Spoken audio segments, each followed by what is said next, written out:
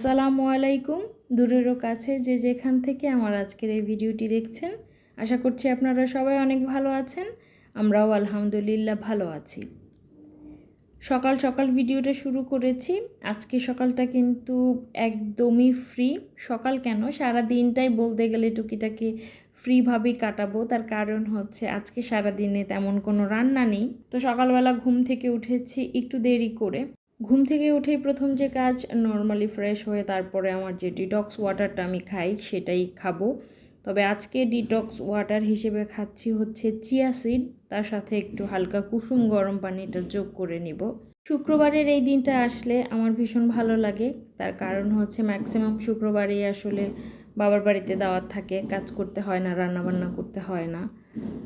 একা হাতে যারা সংসার করে তারা জানে যে তারা কতটা টায়ার্ড, জীবনটা কেমন যেন এলোমেলো লাগে, মনে হয় যেন একই গতিতে চলছে। তো মাঝে মাঝে যখন রান্না থাকে না, এদিক সেদিক ঘুরে ফিরে খাওয়া দাওয়া করা হয়, ভীষণ ভালো লাগে আর কি তখন। তো সকালবেলা চলে এসেছি নাস্তা করার জন্য ভাইয়ার বাসাতে, আর এসেই ভাতিজা দেখাচ্ছিল সে লেজার লাইট কিনেছে সেটা।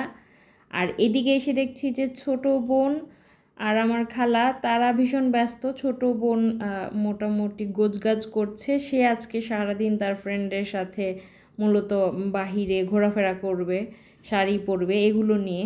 আর আমাদের আন্টি পড়াশোনা নিয়ে ব্যস্ত। মূলত আমার ভাতিজির বইগুলো তিনি পড়ে পড়ে দেখতে পছন্দ করে, সেটাতেই তিনি ব্যস্ত। আর এদিকে ভাতিজা আমাকে বুঝিয়ে দিচ্ছিল ঠিকঠাক মতো কীভাবে লাইটিংটা আসলে লাইটটা জ্বালাতে হয়, লাইটটাতে কয়টা ভার্সন রয়েছে সেগুলো। আর এই যে দেখছেন আম্মুর ঠিক বারান্দার সামনেই এই রকম ভাঙচুর হচ্ছে। মূলত আমাদের বিল্ডিংয়ের সামনে এবং পেছনে দুই সাইডেই প্রচুর ভাঙচুর হচ্ছে, নতুন বিল্ডিং উঠবে। তো তার কারণে মূলত আমরা মোটামুটিভাবে একটু অস্থির বলা যেতে পারে, শব্দে টেকা যাচ্ছে না। আমার ভিডিওতেও নিশ্চয়ই আপনারা টুকটাক করে শুনতে পাচ্ছেন শব্দ, তো দয়া করে সবাই এই শব্দগুলোকে ইগনোর করবেন। আর এদিকে সকালে আমরা নেহারি খেতে বসে পড়েছি। নেহারি সাথে থাকছে রুটি। পৃথিবীতে যত হালাল খাবার রয়েছে তার সব খাবারই মোটামুটি খাই, তবে কিছু খাবার হয়তো বা অনেক পছন্দের, আবার কিছু খাবার খাই তবে খুব একটা ভালো লাগে না। তো নেহারি হচ্ছে সেই খুব ভালো না লাগার কাতারে পড়ে।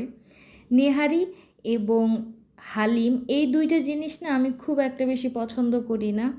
তো মানে সকালবেলা খেয়েছি, সবাই বসেছে, সবার সাথে অংশগ্রহণ করেছি। তো ভাইয়ার বাসা থেকে চলে এসেছি আবার আমাদের বাসাতে। রাতেবেলা আমি বুট ভিজিয়ে রেখেছিলাম। এগুলো যদি সিদ্ধ করে কখনো ফ্রিজে রেখে দেই, দেখা যায় হুটহাট করে ইচ্ছা করলেই চাইলে রান্না করা যায়। বিশেষ করে বিকেলের দিকে হাজব্যান্ড যেই দিন বাসায় থাকে মূলত, সেই দিন তার খুব খেতে ইচ্ছে করে।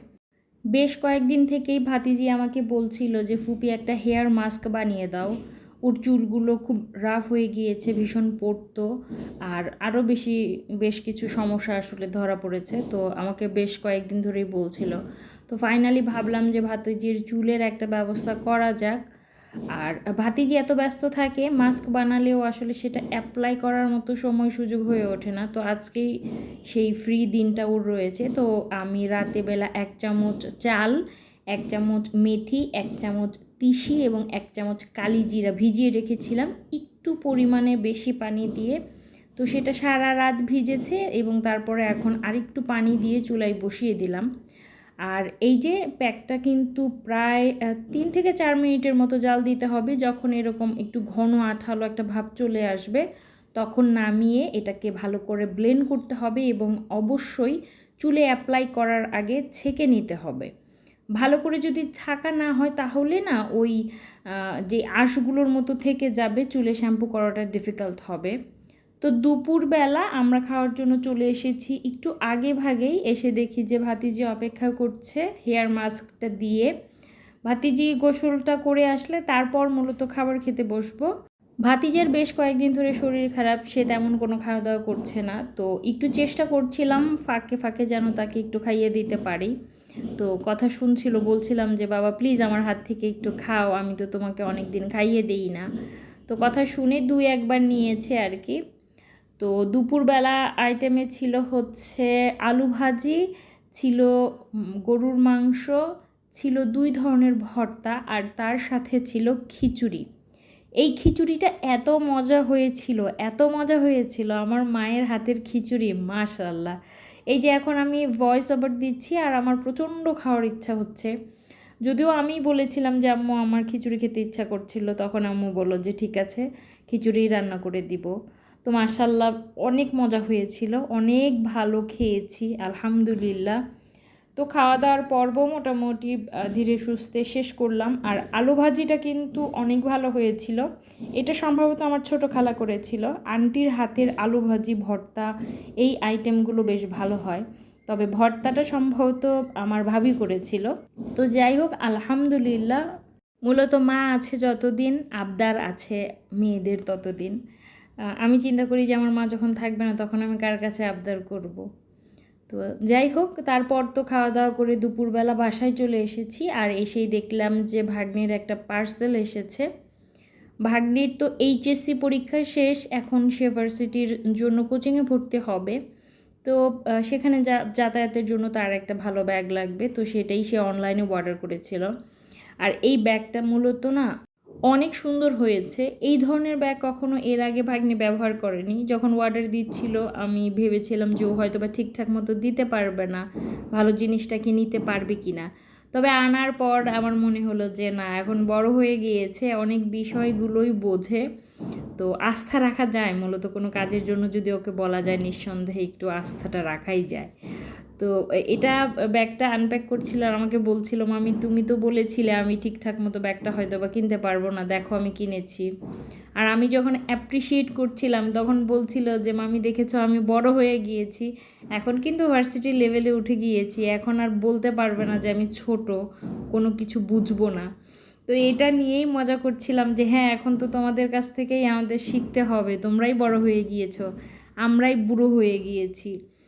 তো এই তো ব্যাগটা বেশ ভালোই হয়েছে। 3টা চেম্বার দেখলাম, তো বই খাতা নিতে ওর বেশ ভালোই হবে। সুন্দর হয়েছে, বেশ ভালো হয়েছে ব্যাগটা। সবচাইতে বড় কথা হচ্ছে ওর ভীষণ পছন্দ হয়েছে, ও ভীষণ এক্সাইটেড ছিল। তো বিকেলের দিকে বুটটা সিদ্ধ করে ফেলছি। আর আমাদের মূলত একটু বাইরে যাওয়ার কথা, সেই হিসেব করে আগে ভাগেই কাজগুলো সেরে ফেলছি। বুট আমি নর্মালি শুধু পানি দিয়ে সিদ্ধ করে রাখবো। সন্ধ্যার কিছু মুহূর্ত আগে মূলত 4 জন মিলে বের হচ্ছি, আমি, ভাগ্নি, ভাতিজি আর আমার হাজব্যান্ড। আমরা বাইরে যাব, মূলত ভাগ্নির উদ্দেশ্যে বের হয়েছি। ভাগ্নির স্যান্ডেল কেনা দরকার, বেশ কয়েকদিন ধরেই বলছিল মামি আমার একজোড়া জুতা দরকার। তো সেই জুতাটাই ওর কেনা হলো। আর আমরা অপেক্ষা করছি আমার হাজব্যান্ডের জন্য, তিনি নামাজ আদায় করতে গিয়েছেন মূলত। তো তিনি আসলে আবার আমার হাজব্যান্ডের জন্য একটু কেনাকাটা করতে হবে। তার কারণ হচ্ছে বিশেষ একটা দিন আসছে মূলত এই মাসেই, তো তার জন্য আমার তরফ থেকে তাকে কিছু গিফট থাকবে, সেই গিফটটাই অবশেষে দেওয়া হলো আলহামদুলিল্লাহ। তবে এইটা এখন আনপ্যাক করব না আপনাদের সাথে, শুধু দেখালাম যে একটা গিফট দেওয়া হলো, সময় হলেই দেখাবো ইনশাল্লাহ। আর এই যে ভাগ্নির জুতাটা বেশ সুন্দরই হয়েছে, তার পায়ে মানিয়েছে। তো এই তো আজকের এই ভিডিওটি এই পর্যন্তই। ভিডিও ভালো লাগলে লাইক করবেন, কমেন্ট করে জানাবেন কে কোথা থেকে আমার ভিডিও দেখছেন। আজকের মতো আসছি, আল্লাহ হাফেজ।